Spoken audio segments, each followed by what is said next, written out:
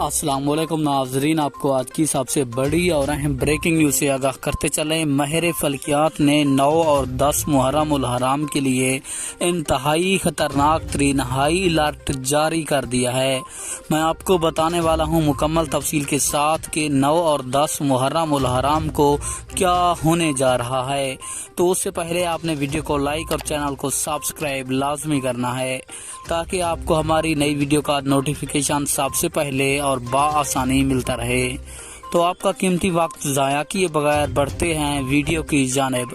آپ کو بتاتے چلیں، تفصیلات کے مطابق ماہر فلکیات نے انتہائی بڑا خطرناک ہائی الرٹ جاری کیا ہے، جس کے مطابق ملک بھر میں 9 اور 10 محرم الحرام والے دن انتہائی خطرناک ترین بارشی سپیل داخل ہو رہا ہے، جو کہ پورے ملک کو متاثر کر سکتا ہے۔